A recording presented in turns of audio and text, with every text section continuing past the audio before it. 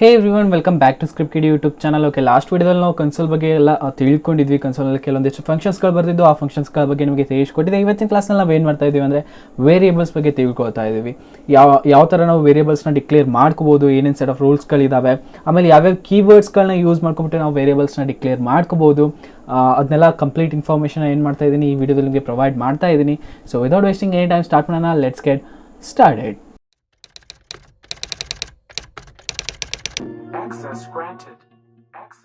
So guys, ನೀವೇನಾದರೂ website development ಕಲ್ತ್ಕೋಬೇಕು ಅಂದ್ಕೊಂಡಿದ್ರೆ ಏನು ಮಾಡ್ಕೊಳ್ಳಿ, ಈ ಪ್ಲೇಸ್ನ ಸೇವ್ ಮಾಡ್ಕೊಳ್ಳಿ. ಆದಷ್ಟು ನಿಮ್ಮ ಫ್ರೆಂಡ್ಸ್ಗಳ ಜೊತೆ ಶೇರ್ ಮಾಡಿ. ಇದೇ ಪ್ಲೇಲಿಸ್ಟಿನ ಪ್ರತಿಯೊಂದು ವೀಡಿಯೋಸ್ಗಳನ್ನ ನೋಡೋದ್ರಿಂದಾಗಿ ಏನಾಗುತ್ತೆ ಅಂದರೆ HTML, CSS, ಜಾವಾಸ್ಕ್ರಿಪ್ಟ್ನ ನೀವು ಈಸಿಯಾಗಿ ಕಲ್ತ್ಕೋಬೋದು. ಆಲ್ರೆಡಿ ನಾನು HTML ಆಮೇಲೆ CSSನ ಅಪ್ಲೋಡ್ ಮಾಡಿದ್ದೀನಿ. ಇವಾಗ ಜಾವಾಸ್ಕ್ರಿಪ್ಟ್ ಕೂಡ ಸ್ಟಾರ್ಟ್ ಆಗಿದೆ. ಅಥವಾ ನೀವು ಬರೀ ಜಾವಾಸ್ಕ್ರಿಪ್ಟ್ನಷ್ಟೇ ಕಲ್ತ್ಕೋಬೇಕು ಅಂದ್ಕೊಳ್ಳೋದಿದ್ರೆ ಏನು ಮಾಡಿ, ಜಾವಾಸ್ಕ್ರಿಪ್ಟ್ ಕೋರ್ಸ್ ಇನ್ ಕನ್ನಡ ಅಂತ ಒಂದು ಸಪ್ರೇಟ್ ಪ್ಲೇ ಲಿಸ್ಟ್ ಮಾಡಿದ್ದೀನಿ. ಸೊ ಈ ಪ್ಲೇಸ್ನ ಸೇವ್ ಮಾಡ್ಕೊಳ್ಳಿ, ಆದಷ್ಟು ನಿಮ್ಮ ಫ್ರೆಂಡ್ಸ್ಗಳ ಜೊತೆ ಶೇರ್ ಮಾಡಿ. ಈ ಪ್ಲೇಸ್ನ ನಂತರ ನೀವೇನು ಮಾಡ್ಬೋದು, ಜಾವಾಸ್ಕ್ರಿಪ್ಟ್ನ ಕಲಿತಾ ಹೋಗ್ಬೋದು. ಓಕೆ, ಅದನ್ನ ಬಿಟ್ಟರೆ ಇವಾಗ ಏನು ಮಾಡ್ಕೊಳ್ಳೋಣ, ನಾವು ವಿಜುವಲ್ ಸ್ಟುಡಿಯೋ ಕೋಡ್ನಲ್ಲಿ ಬರೋಣ. ವಿಜುವಲ್ ಸ್ಟುಡಿಯೋ ಕೋಡ್ನಲ್ಲಿ ತೋರಿಸೋದಾದರೆ wait a minute. Okay, visual studio ಕೋಡ್ನಲ್ಲಿ ನಾವು ಏನು ಮಾಡಿದ್ವಿ ಇಲ್ಲಿವರೆಗೂ ಅಂತಂದರೆ, ನಾವು ಸ್ಕ್ರಿಪ್ಟ್ನ ಆ್ಯಡ್ ಮಾಡ್ಕೊಂಡಿದ್ವಿ. ಓಕೆ, ಸೊ ನಮ್ದು ಏನು ಮಾಡಿದ್ದೀವಿ, ನಮ್ಮದು HTML ಅಲ್ಲಿ ನಮ್ಮ ಸ್ಕ್ರಿಪ್ಟ್ನ ನಾವು ಏನು ಮಾಡಿದ್ದೀವಿ, ಆ್ಯಡ್ ಮಾಡಿದ್ದೀವಿ. ಸೊ ಇವಾಗ ನಾನು ಈ ಸ್ಕ್ರಿಪ್ಟ್ ಫೈಲ್ನಲ್ಲಿ ನಾನು ಏನು ಮಾಡ್ಬೋದು, ನಾನು ಜಾವಾಸ್ಕ್ರಿಪ್ಟ್ನ ಎಡಿಟ್ ಮಾಡ್ತಾ ಹೋಗಬಹುದು.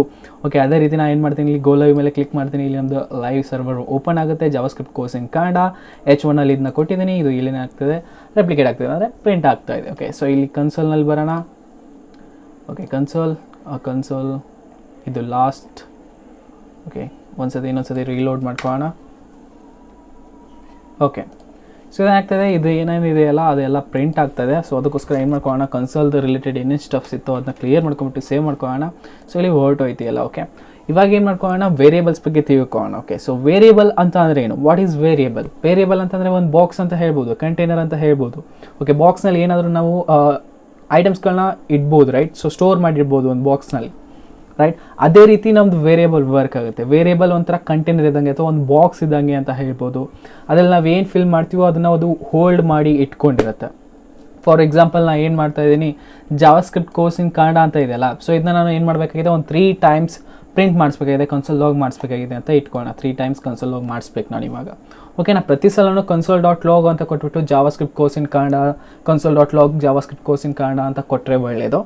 ಅಥವಾ ಯಾವುದಾದ್ರೂ ಒಂದು ಶಾರ್ಟ್ ಟರ್ಮ್ನಲ್ಲಿ ನಾನು ಇದನ್ನ ಸ್ಟೋರ್ ಮಾಡಿ ಇಟ್ಕೊಳ್ತೀನಿ. ನಾನು ಪ್ರತಿ ಸಲ ಆ ಶಾರ್ಟ್ ಟರ್ಮ್ನ ಪ್ರಿಂಟ್ ಮಾಡಿಸಿದಾಗ ಏನಾಗಬೇಕು, ಜಾವಾಸ್ಕ್ರಿಪ್ಟ್ ಕೋರ್ಸ್ ಇನ್ ಕನ್ನಡ ಅಂತ ಪ್ರಿಂಟ್ ಆಗಬೇಕು. ನಾನು ಏನು ಹೇಳೋದಕ್ಕೆ ಟ್ರೈ ಮಾಡ್ತಾ ಇದ್ದೀನಿ ಅಂತಂದರೆ, ಲೈಕ್ ನಾ ಇವಾಗ ಏನಾದರೂ ಜಾವಾಸ್ಕ್ರಿಪ್ಟ್ ಕೋರ್ಸ್ ಇನ್ ಕನ್ನಡನ ನಾನು 3 times ಕನ್ಸೋಲ್ನಲ್ಲಿ ಪ್ರಿಂಟ್ ಮಾಡಿಸ್ಬೇಕಾಗಿತ್ತು ಅಂದರೆ ನಾನು ಏನು ಮಾಡಬೇಕು, ಇವಾಗ ನಮ್ಗೆ ಗೊತ್ತಿರೋ ಪ್ರಕಾರ ನಾವು ಏನು ಮಾಡ್ತೀವಿ, console.log ಕೊಡ್ತೀವಿ. ಓಕೆ, ಅದಾದಮೇಲೆ ಏನು ಮಾಡಬೇಕು, ಅದರೊಳಗಡೆ ನಾವು ಆ್ಯಡ್ ಮಾಡ್ತಾ ಹೋಗ್ತೀವಿ. SRPD script course in Kannada ಅಂತ ಈ ಟೈಪ್ ಕೊಟ್ಬಿಟ್ಟು ನಾನು ಏನು ಮಾಡ್ಬೋದು, ಇದನ್ನ 3 lines ಮಾಡಿಬಿಟ್ಟು ಈ ರೀತಿ ಸೇವ್ ಕೊಟ್ಟರೆ ಇದು 3 times ಪ್ರಿಂಟ್ ಆಗುತ್ತೆ. ಓಕೆ, ಸೊ ಇದು ಸ್ವಲ್ಪ ಮೆಸಫ್ ಆಗ್ತಾ ಇಲ್ವಾ, ರೈಟ್? ಸೊ ಅದಕ್ಕೋಸ್ಕರ ನಾನು ಏನು ಮಾಡ್ಬೋದು, ಜಸ್ಟ್ ಇದನ್ನ ಕಾಪಿ ಮಾಡ್ಕೊಳ್ತೀನಿ. ಈ ಲೈನ್ನ ಕಾಪಿ ಮಾಡ್ಕೊಂಬಿಟ್ಟು ನಾನು ಏನು ಮಾಡ್ತೀನಿ, ಒಂದು ವೇರಿಯೇಬಲ್ನ ಕ್ರಿಯೇಟ್ ಮಾಡ್ಕೊಳ್ತೀನಿ. Wait a minute. Okay, so ಒಂದು ವೇರಿಯೇಬಲ್ನ ಕ್ರಿಯೇಟ್ ಮಾಡ್ಕೊಳ್ತೀನಿ. ಅದು ಬಂದುಬಿಟ್ಟು ವ್ಯಾರ್ ಅಂತ.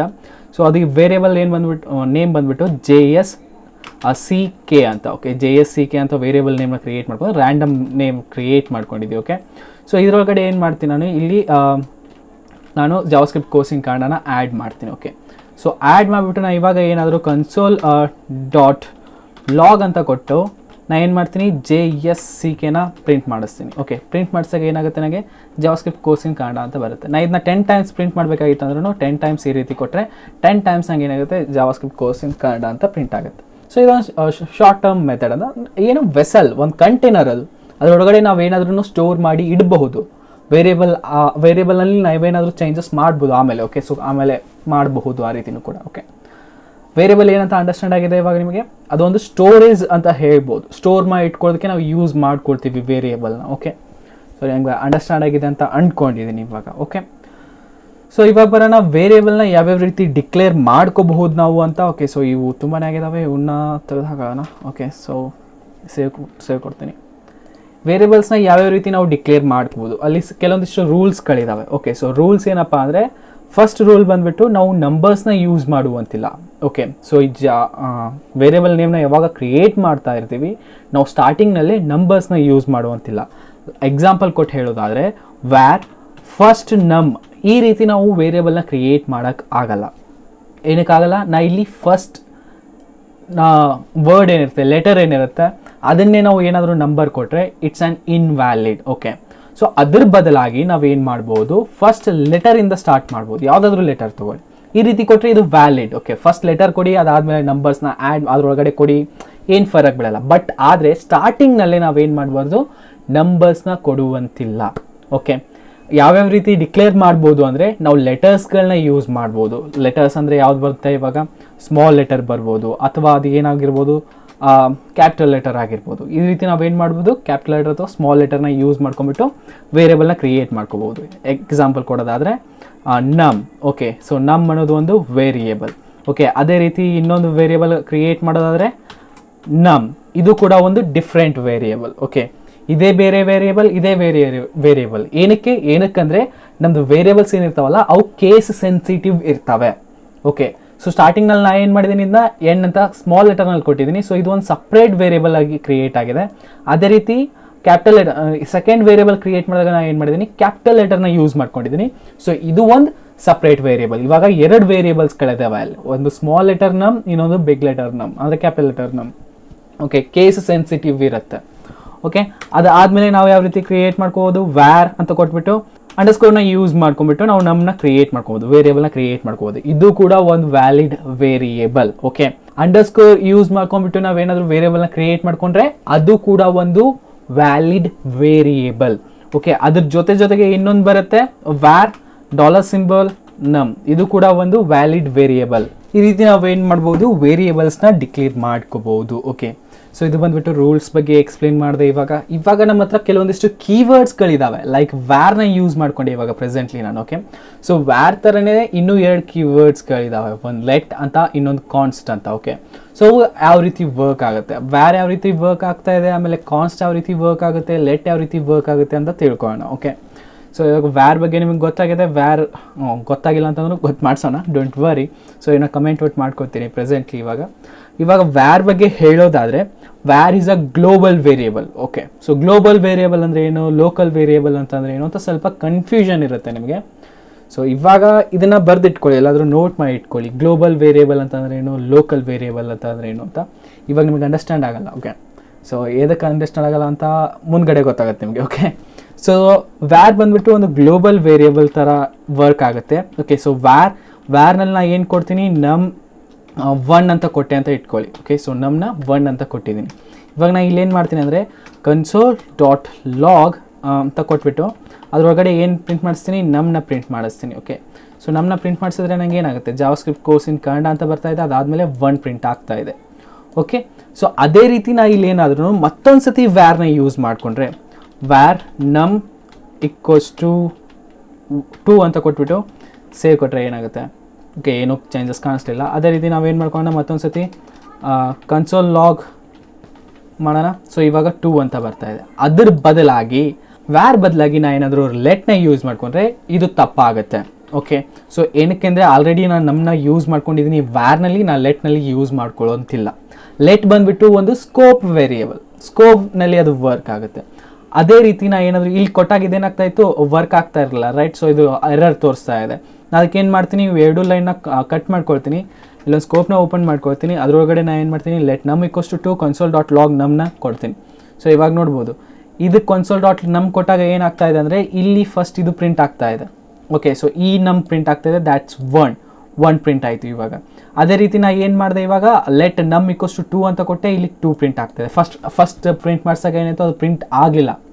ಓಕೆ, ಸೊ ಅಲ್ಲಿ ಎರರ್ನ ಥ್ರೋ ಮಾಡಿತ್ತು. ಏನಕ್ಕೆ ಅಂದರೆ ಲೆಟ್ ಬಂದುಬಿಟ್ಟು ನಮ್ಮದು ಸ್ಕೋಪ್ನಲ್ಲಿ ಇರುತ್ತೆ, ವ್ಯಾರ್ ಬಂದುಬಿಟ್ಟು ಎಲ್ಲಿ ಬೇಕಾದ್ರೂ ವ್ಯಾಲ್ಯೂಸ್ಗಳನ್ನ ಚೇಂಜ್ ಮಾಡ್ಬೋದು. ಲೆಟ್ ನಮ್ = 2 ಅಂತ ಕೊಟ್ಟಾಗ ಈ ನಮ್ ವ್ಯಾಲ್ಯೂ ನಮಗೆ ಚೇಂಜ್ ಆಗಲಿಲ್ಲ, ಇದು ಈ ಸ್ಕೋಪ್ ಒಳಗಿರುವಂತಹ ವ್ಯಾಲ್ಯೂನ ಚೇಂಜ್ ಮಾಡಿದೆ. ಈ ನಮ್ ಯಾವ ರೀತಿ ಇದೆಯೋ ಅದೇ ರೀತಿ ಇದೆ. ಫಾರ್ ಎಕ್ಸಾಂಪಲ್ ಇವಾಗ ನಾನು ಏನು ಮಾಡ್ಕೊಳ್ತೀನಿ, ಇದನ್ನು ಕೆಳಗಡೆ ತೊಗೊಂಬರ್ತೀನಿ, ಇನ್ನೊಂದು ಸತಿ ಪ್ರಿಂಟ್ ಮಾಡಿಸೋಣ. ಇವಾಗ ನೋಡ್ಬೋದು 1 to 1 ಅಂತ ಪ್ರಿಂಟ್ ಆಗ್ತಾ ಇದೆ. ಫಸ್ಟ್ ಏನಾಯಿತು, ಈ ನಮ್ ಪ್ರಿಂಟ್ ಆಯಿತು, ಏನಕ್ಕೆ ಇಲ್ಲಿ console.log ಇಲ್ಲಿ ಕೊಟ್ಟಿದ್ವಿ, ಸೊ ಅದಕ್ಕೋಸ್ಕರ ಈ ನಮ್ ಪ್ರಿಂಟ್ ಆಯಿತು. ಸ್ಕೋಪ್ ಒಳಗಡೆ ಮತ್ತೊಂದು ಸತಿ console.log ನಮ್ ಅಂತ ಕೊಟ್ಟೆ, ಸೊ ಅವಾಗ ಈ ವ್ಯಾಲ್ಯೂ ಪ್ರಿಂಟ್ ಆಯಿತು 2 ಅಂತ. ಸೊ ಅದಾದಮೇಲೆ ಸ್ಕೋಪ್ನ ಬಿಟ್ಟು ಹೊರಗಡೆ ಬಂದ್ವಿ, ಅಂದರೆ ಇದು ಫ್ಲವರ್ ಬ್ಯಾಕೆಟ್ಸ್ನ ಬಿಟ್ಬಿಟ್ಟು ಹೊರಗಡೆ ಬಂದ್ವಿ. ಅವಾಗ ಏನು ಮಾಡಿದೆ, ಮತ್ತೊಂದು ಸತಿ ನಾನು console.log ನಮ್ ಕೊಟ್ಟೆ. ಸೊ ಅವಾಗ ಏನು ಪ್ರಿಂಟ್ ಆಯಿತು, ನಮ್ಮದು ವೇರಿಯೇಬಲ್ ಅಂದರೆ ಗ್ಲೋಬಲ್ ವೇರಿಯೇಬಲ್ ಸ್ಕೋಪ್ ಹೊರಗಡೆ ಏನಿದೆಯೋ ಅದು ಪ್ರಿಂಟ್ ಆಯಿತು. Okay, so scope, global and local variables ಇವು ಸ್ವಲ್ಪ ಕನ್ಫ್ಯೂಸಿಂಗ್ ಇದೆ. ಓಕೆ, ಸೊ ಇವಾಗ ನಿಮಗೆ ಅಂಡರ್ಸ್ಟ್ಯಾಂಡ್ ಆಗಲ್ಲ ಸ್ಟಾರ್ಟಿಂಗ್ನಲ್ಲೇ, ಬಟ್ ಲೆಟ್ ಆಮೇಲೆ ವ್ಯಾರ್ ಈ ರೀತಿ ವರ್ಕ್ ಆಗುತ್ತೆ.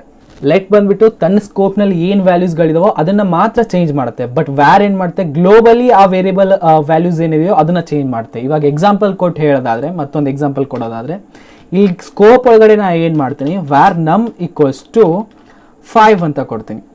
ಓಕೆ, ವ್ಯಾರ್ ನಮ್ ಈಕ್ವಲ್ಸ್ ಟು ಏನು ಕೊಟ್ಟೆ, 5 ಅಂತ ಕೊಟ್ಟೆ. ಇವಾಗ ಇದು ಏನಾಗುತ್ತೆ ಹೇಳಿ ನೋಡಮ್ಮ, ಇದು ಲಾಸ್ಟ್ ವ್ಯಾಲ್ಯೂ ಏನಿದೆ, ಏನು ಆಗಬಹುದು, ಇದನ್ನು 1 ಪ್ರಿಂಟ್ ಮಾಡಿಸುತ್ತೋ ಅಥವಾ 5 ಪ್ರಿಂಟ್ ಮಾಡಿಸುತ್ತೋ? ಗೆಸ್ ಮಾಡಿ ನೋಡೋಣ. ಯಾರಾದರೂ ಗೆಸ್ ಮಾಡೋದಿದ್ರೆ ಗೆಸ್ ಮಾಡಿಬಿಟ್ಟು ಕಮೆಂಟ್ ಸೆಕ್ಷನಲ್ಲಿ ಕಮೆಂಟ್ ಮಾಡಿ, ವೀಡಿಯೋನ ಪಾಸ್ ಮಾಡಿಬಿಟ್ಟು. ಓಕೆ, ಸೊ ವೀಡಿಯೋ ಪಾಸ್ ಮಾಡಿಬಿಟ್ಟು ಕಮೆಂಟ್ ಮಾಡಿದಿರ ಅಂತ ಅಂದ್ಕೊಂಡಿದ್ದೀನಿ. ಇವಾಗ ನಾನು ಎಕ್ಸಿಕ್ಯೂಟ್ ಮಾಡ್ಸೋಣ ಇನ್ನು. ಸೊ ಏನಾಯಿತು ಇಲ್ಲಿ, ಅನ್ಕಾಟ್ ಸಿಂಟ್ಯಾಕ್ಸ್ ಎರರ್ ಐಡೆಂಟಿಫೈಯರ್ ನಮ್ ಹ್ಯಾಸ್ ಆಲ್ರೆಡಿ ಬಿನ್ ಡಿಕ್ಲೇರ್. ಇದೇನಕ್ಕೆ ಬರ್ತಾ ಇದೆ ಅಂದರೆ, ನಾನು ಲೆಟ್ನ ಇಲ್ಲಿ ಆಲ್ರೆಡಿ ಯೂಸ್ ಮಾಡ್ಕೊಂಡಿದ್ದೀನಿ, ಸೊ ಅದಕ್ಕೋಸ್ಕರ ಬರ್ತಾ ಇದೆ. ನಾನು ಜಸ್ಟ್ ಅದನ್ನ ಕಮೆಂಟ್ ಔಟ್ ಮಾಡ್ಕೊತೀನಿ, ಸೇವ್ ಮಾಡ್ತೀನಿ. ಇವಾಗ ನೋಡ್ಬೋದು ಇಲ್ಲೇನು ಬರ್ತಾ ಇದೆ, 5 ಪ್ರಿಂಟ್ ಆಗ್ತಾ ಇದೆ.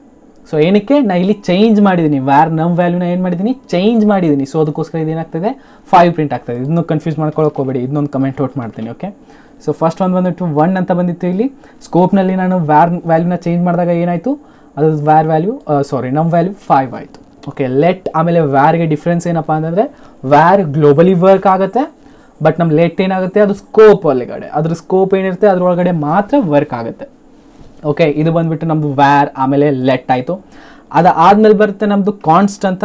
ಓಕೆ, ಸೊ ಕಾನ್ಸ್ಟ್ ಯಾವ ರೀತಿ ವರ್ಕ್ ಆಗುತ್ತೆ ಅಂತ ತಿಳ್ಕೊಳ್ಳೋಣ. CONST ಕಾನ್ಸ್ಟ್ ಅಂತ ಕೊಟ್ಬಿಟ್ಟು ನಾನು ಏನು ಮಾಡ್ತೀನಿ, ಇಲ್ಲಿ ಬೇಸಿಕಲಿ ನೇಮ್ ಒಳಗಡೆ ನಾನು ಏನು ಕೊಟ್ಬಿಡ್ತೀನಿ, SCRIPT script SCRIPT script KIDDI script ಕಿಡಿ ಅಂತ ಕೊಟ್ಬಿಟ್ಟು ಸೇವ್ ಕೊಡ್ತೀನಿ. ಓಕೆ, ಸೊ ಇವಾಗ ನಾನು ಕನ್ಸೋಲ್ ಲಾಗ್ ಮಾಡಿದಾಗ ಲಾಗ್ ಮಾಡಿಬಿಟ್ಟು ಏನು ಮಾಡ್ತೀನಿ, ನಾನು ನೇಮ್ನ ಪ್ರಿಂಟ್ ಮಾಡಿಸಿದ್ರೆ ಅಫ್ಕೋರ್ಸ್ ಏನು ಪ್ರಿಂಟ್ ಆಗುತ್ತೆ, ನನಗೆ ಸ್ಕ್ರಿಪ್ಟ್ ಕಿಡಿ ಅಂತ ಪ್ರಿಂಟ್ ಆಗುತ್ತೆ ಇಲ್ಲಿ.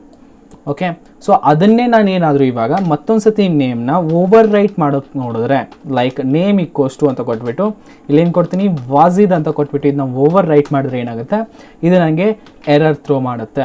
ಏನಕ್ಕೆ ಅಂದರೆ, ಕಾನ್ಸ್ಟ್ನಲ್ಲಿ ಏನು ವೇರಿಯೇಬಲ್ಸ್ಗಳನ್ನ ನಾವು ಡಿಕ್ಲೇರ್ ಮಾಡ್ಕೊಂಡಿರ್ತೀವೋ ಆ ವೇರಿಯೇಬಲ್ಸ್ ವ್ಯಾಲ್ಯೂಸ್ಗಳನ್ನ ನಾವು ಚೇಂಜ್ ಮಾಡೋಕ್ಕಾಗಲ್ಲ.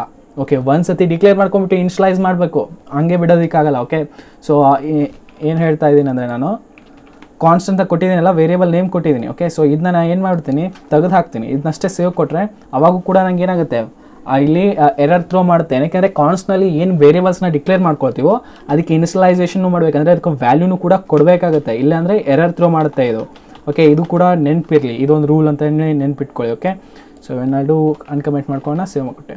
ಸೊ ಇವಾಗ ಏನಾಗ್ತದೆ, ಕಾನ್ಸ್ಟ್ನಲ್ಲಿ ಏನು ವೇರಿಯೇಬಲ್ಸ್ ಇರ್ತವೋ ಅದ್ರ ವ್ಯಾಲ್ಯೂಸ್ಗಳನ್ನ ನಾವು ಚೇಂಜ್ ಮಾಡೋಕ್ಕಾಗಲ್ಲ, ಓವರ್ ರೈಟ್ ಮಾಡೋಕ್ಕಾಗಲ್ಲ. ಓಕೆ, ಸೊ ಏನಿರುತ್ತೋ ಅದನ್ನೇ ಇರುತ್ತೆ, ಅದಕ್ಕೆ ಅದನ್ನ ನಾವೇನಂತ ಕರಿತೀವಿ, ಕಾನ್ಸ್ಟ್ ಅಂತ ಕರಿತೀವಿ. ಓಕೆ, ಕಾನ್ಸ್ಟಂಟ್ ಅದು, ವ್ಯಾಲ್ಯೂಸ್ಗಳು ಚೇಂಜ್ ಆಗಲ್ಲ ಅದರೊಳಗಡೆ ಇರುವಂತಹ ವ್ಯಾಲ್ಯೂಸ್ಗಳು. ಓಕೆ, ಈ ರೀತಿ 3 ಕೀವರ್ಡ್ಸ್ಗಳಿದ್ದಾವೆ, ವ್ಯಾರ್, ಲೆಟ್ ಆ್ಯಂಡ್ ಕಾನ್ಸ್ಟ್. ಇವು 3 ಕೀವರ್ಡ್ಸ್ಗಳ ಬಗ್ಗೆ ನಿಮಗೆ ಅಂಡರ್ಸ್ಟ್ಯಾಂಡ್ ಆಗಿದೆ ಅಂದ್ಕೊಂಡಿದ್ದೀನಿ. ಆಮೇಲೆ ಯಾವ್ಯಾವ ರೀತಿ ನಾವು ಡಿಕ್ಲೇರ್ ಮಾಡ್ಕೋತೀವಿ ವೇರಿಯೇಬಲ್ಸ್ ಅನ್ನೋದ್ರ ಬಗ್ಗೆಯೂ ಕೂಡ ನಿಮಗೆ ಕ್ಲಿಯರ್ ಆಗಿದೆ ಅಂದ್ಕೊಂಡಿದ್ದೀನಿ. ಲೈಕ್ ನಾವು ಕ್ಯಾಪಿಟಲ್ ಲೆಟರ್ ಅಥವಾ ಸ್ಮಾಲ್ ಲೆಟರ್ನ ಯೂಸ್ ಮಾಡ್ಬೋದು, ಅಥವಾ ಅಂಡರ್ಸ್ಕೋರ್ನ ಯೂಸ್ ಮಾಡ್ಬೋದು, ಅಥವಾ ಡಾಲರ್ ಸಿಂಬಲ್ನ ಯೂಸ್ ಮಾಡ್ಬೋದು. ಈ ರೀತಿ ನಾವೇನು ಮಾಡ್ತೀವಿ, ನಮ್ಮ ವೇರಿಯೇಬಲ್ಸ್ಗಳನ್ನ ಡಿಕ್ಲೇರ್ ಮಾಡ್ಕೊಳ್ತೀವಿ. Okay, so that's it for today. Video ಇಷ್ಟ ಆಗಿದ್ರೆ ಲೈಕ್ ಮಾಡಿ, ನಿಮ್ಮ ಫ್ರೆಂಡ್ಸ್ಗಳ ಜೊತೆ ಶೇರ್ ಮಾಡಿ. ಸಿಗೋಣ ನೆಕ್ಸ್ಟ್ ವಿಡಿಯೋದಲ್ಲಿ. ಎಲ್ಲರಿಗೂ ನೋಡ್ತಾರೆ, ಎಂಜಾಯ್ ಮಾಡ್ತಾರೆ, ಕಲ್ತಾರೆ, ಜೈ ಹಿಂದ್, ವಂದೇ ಮಾತರಂ.